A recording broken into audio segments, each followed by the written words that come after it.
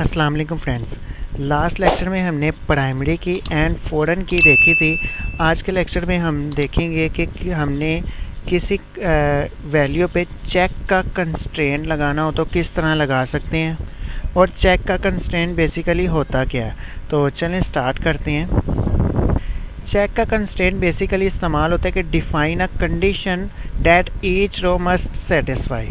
ठीक है, हम चेक का कंस्ट्रेंट लगाते हैं कि किसी भी हमने रो पे कोई भी कंडीशन हम लगा देते हैं कि ये सेटिस्फाई हो तो ही डाटा इनपुट हो, अदरवाइज़ इनपुट ना हो। तो बजाय ये कि हम यहाँ पे थोरेटिकल सारी बात करें तो हम ना क्या करते हैं, इसकी लॉजिक समझते हैं, कॉन्सेप्ट समझते हैं, और फिर इसको ये देखेंगे कि प्रैक्टिकल कैसे करते हैं। तो डिस्कस करते हैं कि चेक का कंस्ट्रेंट क्या करता क्या है। बाज़ औक़ात अक्सर आप जब कोई भी अकाउंट बना रहे होते हैं, साइन अप कर रहे होते हैं कि कहीं भी, तो वहाँ पर आप जब अपनी वैल्यूज़ इनपुट कर रहे होते हैं तो वहाँ पर चेक लगे होते हैं कि आप जैसे चेक लगा होता है जेंडर के ऊपर, मेल है या फीमेल है। ठीक है, इसी तरह और भी जगह पे चेक लगे होते हैं कि कोई भी कहते हैं कि जैसे कि पासवर्ड ग्रेटर दैन इतने लेंथ होनी चाहिए, और इसी तरह हम कह देते हैं कि डेटाबेस के अंदर हम कहते हैं कि हमने सैलरी अगर यूज़र की रखनी है तो हर यूज़र की सैलरी 10,000 से या 20,000 से ग्रेटर ही होनी चाहिए। और इसी तरह हम कहते हैं कि अगर कोई अपना मतलब रिकॉर्ड इनपुट कर रहा है तो वहाँ पे उसके जेंडर के लिए हम कहते हैं कि अगर तो मेल है तो एम इनपुट हो और फीमेल है तो एफ़ इनपुट हो। इसके अलावा कोई भी अगर कोई लेटर इनपुट करता है तो वो डाटा इनपुट ना हो, रिकॉर्ड इनपुट ना हो। ठीक है, तो इस तरह का काम हम कर सकते हैं। जैसे कि जब आपने एडमिशन लिया होगा किसी यूनिवर्सिटी में, तो वहाँ पर वो जब एडमिशन लेते हैं तो वो एक आपको फ़िल करने के लिए एक वर्क देते हैं अपना सारा, जिसके आप ऊपर सारी इन्फॉर्मेशन देते हैं। तो आप उस पेज के ऊपर क्या करते हैं, अपना नाम वगैरह सब कुछ लिखे, तो वहाँ पे मेल या फीमेल के लिए टिक करना होता है। तो मेल के लिए आप जो मेल वाला है वहाँ पे टिक करते हैं, फ़ीमेल के लिए फीमेल वाला बॉक्स टिक करते हैं। तो इसी तरह हमने जब ऑनलाइन डाटा इनपुट करना होता है तो वहाँ पर हम ये कंस्ट्रेंट लगा देते हैं कि जो उसके मतलब जेंडर है, जो मतलब स्टूडेंट अपना डाटा इनपुट कर रहा है, अपनी इन्फॉर्मेशन इनपुट कर रहा है, तो वहाँ पर हम क्या करते हैं, चेक का कंस्ट्रेंट लगा देते हैं कि हमें ये वैल्यू चाहिए। अगर इसके अलावा कोई और आती है तो हमें रिकॉर्ड नहीं सबमिट होगा।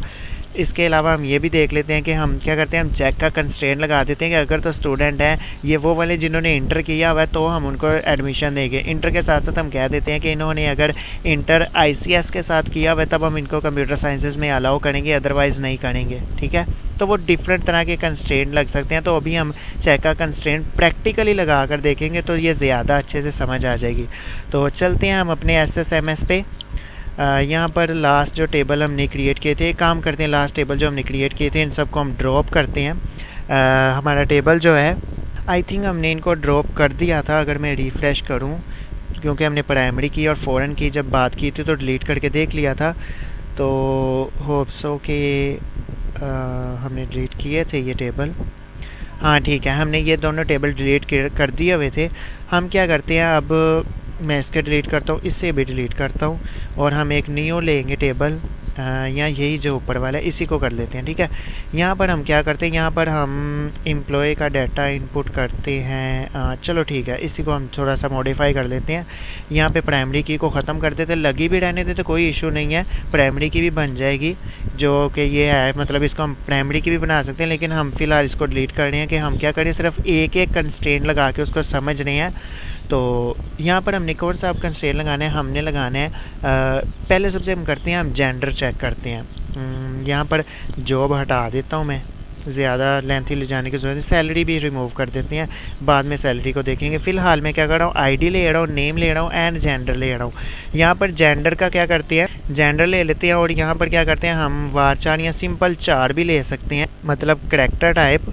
और करैक्टर इसकी लेंथ कितनी हमने लेनी है, M या F ले लेते हैं, तो हम सिंपल 1 लेंथ रखते हैं। ठीक है, कि यहाँ तो इसमें फ़ीमेल के लिए F आएगा या मेल के लिए M आएगा। ये देने के फ़ौरन बाद आपने क्या करना है, इस पर कंस्ट्रेंट लगाना है, तो कंस्ट्रेंट लगा दिया। अब कंस्ट्रेंट लगाना है तो कंस्ट्रेंट का कोई ना कोई नाम होना चाहिए, तो हम क्या कहते हैं, हम कहते हैं CH रख देते हैं, खाली CH जेंडर। ठीक है, CH मतलब चेक और जेंडर ठीक है, चेक जेंडर। और हमने इस पर कंस्ट्रेंट कौन सा लगाना है, चेक का कंस्ट्रेंट लगा दिया। अब हम एक काम करते हैं, हम यहाँ पे क्या करते हैं, सिंपल हम कहते हैं कि चलो जी हमने तो जो वैल्यू लेनी है वो लिख देते हैं यहाँ पे M एंड F। लेकिन ये तो गलत है। क्यों गलत है? क्योंकि ये जो चेक का कंस्ट्रेंट है इसके अंदर वो वाले कॉलम का नेम लिखना है जिसके अंदर हमने चेक का कंस्ट्रेंट अप्लाई करना है। जैसे कि अगर इसको हाईलाइट करें तो इसको ऑप्शन देनी चाहिए, an expression of Boolean type specify context. अच्छा यहाँ नहीं दे रहा, खैर हम क्या करते हैं, हम यहाँ पर सबसे पहले हम करेंगे अपना जो जेंडर है, ठीक है, मतलब कॉलम है, उस कॉलम का नेम। देन हमने क्या करना है, इन क्या करता है, सर्च करता है या मैच करवाता है, ठीक है, ये हम डिस्कस कर चुके हैं। तो हमने क्या करना है, हमने इन का ऑपरेटर लगाया और हमने क्या किया, यहाँ तो M आए एंड एंड का कोमा लगा दिया कि यहाँ तो M आए या F आए, ठीक है। इसके अलावा कोई वैल्यू इनपुट करता है तो वो हम एक्सेप्ट नहीं करेंगे। तो हम क्या करते हैं, हम ये अपना टेबल क्रिएट कर लेते हैं। तो जो जेंडर क्या उस पर मैंने चेक का कंस्ट्रेंट लगा दिया कि M आए F आए तो इनपुट हो, अदरवाइज़ ना हो, ठीक है। अब हम करते हैं इंसर्ट इनटू टेबल का नेम हमारा EMP है। देन हमने क्या करना है, इसमें वैल्यूज़ इनपुट करनी है और वैल्यूज़ के साथ हम ठीक है। अब हमने क्या क्या करना है, हमने यहाँ पे एक तो आईडी देनी है, 10 दे दिया, नेम देना है और देन हमने क्या करना है, हमने जेंडर देना है। तो हम क्या करते हैं, जेंडर हम ना गलत देते हैं जानबूझ के, ठीक है। इसको एग्जीक्यूट करने की कोशिश करते हैं तो ये एग्जीक्यूट नहीं है, कह रहा था इंसर्ट सेट स्टेटमेंट क्या करेगा, ये द चेक कंस्ट्रेंट कहना चाह रहा है कि चेक कंस्ट्रेंट आपने इस पर अप्लाई किया हुआ है, तो इसलिए इसमें क्या होगा, जो जेंडर वाला कॉलम है उस पर चेक कंस्ट्रेंट अप्लाई किया हुआ है, तो आपकी वैल्यूज़ ये ठीक नहीं है, ये गलत है।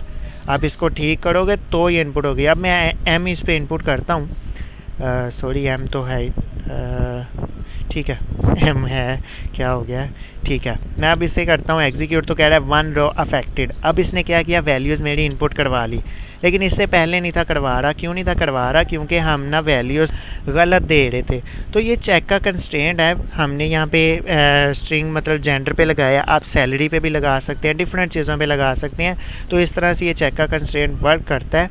तो अगर आप चाहें कि हम सोचते हैं कि नहीं जी हमने सैलरी पे भी लगाना है, तो आपने यहाँ पे सैलरी ली थी, सैलरी इंट टाइप, और इसको करो कंस्ट्रेंट और क्या करना है, SAL सेल, देन इसको क्या करते हैं, CH रख देते हैं कि सेल। तो हमने ये सेल चेक, एक सेकंड, ये एरर दे रहा है, एरर, हाँ ठीक है। हमने यहाँ पे इसको स्टेटमेंट टर्मिनेट नहीं लगाया कि हमने नेक्स्ट लाइन में जा रहे, ठीक है। सैलरी पे हम क्या कर रहे हैं, इन कंस्ट्रेंट लगाते हैं सैलरी, सेल चेक का हमने नाम दे दिया। अब हमने क्या करना है, चेक कि हम करना चाहते हैं चेक किसको, सैलरी को। सैलरी ग्रेटर देन अगर 10,000 है तो उसका डाटा इनपुट हो जाए, अगर तो किसी कोई ऐसा है जिसकी सैलरी 10,000 से लेस है तो उसका हम डाटा इनपुट नहीं करेंगे। तो अगर हम इसको एग्जीक्यूट करेंगे तो ये नहीं होगा, बिकॉज हमारा टेबल ऑलरेडी ये क्रिएटेड है। तो इसको हम करना चाहें तो ये नहीं होगा। तो हम क्या करते हैं, इसको यहाँ से निकाल लेते हैं बाहर और अल्टर टेबल EMP, देन इसको हम पेस्ट कर दें कि हमने जो टेबल है, यहाँ पे इसके साथ साथ हम सैलरी का जो है ठीक है। और यहाँ पे हमने क्या करना है, हमने मॉडिफाई करना है कि जो हमारा इसमें SSMS में मॉडिफाई नहीं चलता, ऐड चलता है।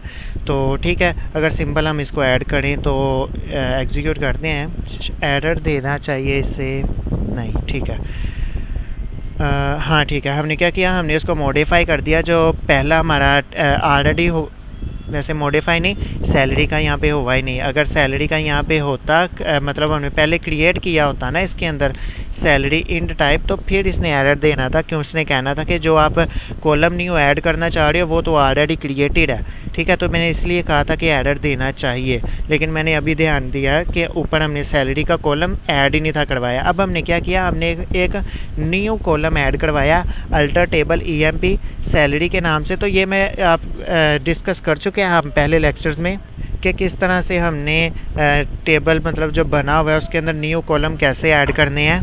तो हमने साथ साथ जो कॉलम ऐड किया उसी के ऊपर हमने क्या किया, कंस्ट्रेंट अप्लाई कर दिया। तो अब हम क्या करते हैं, हम ना इसमें जो सैलरी है उसको ऐड करके देख लेते हैं। देन हम क्या करते हैं, हम यहाँ पे वैल्यूज़ इनपुट करते हैं, इंसर्ट इनटू हमारा जो टेबल है वो EMP है, और यहाँ पे हमने वैल्यूज़ इनपुट करवानी है और यहाँ पर हमने क्या क्या करना है, सॉरी, ठीक है। वैल्यू हमारी इंटीजर टाइप पहले हमारी है, हमने कर दिया कि हमारी आईडी ये है, देन हमारा नेम और हमारा जो जेंडर है, सॉरी ये है, एंड हम सैलरी क्या करते हैं, हम पहले 5000 देते हैं, ठीक है।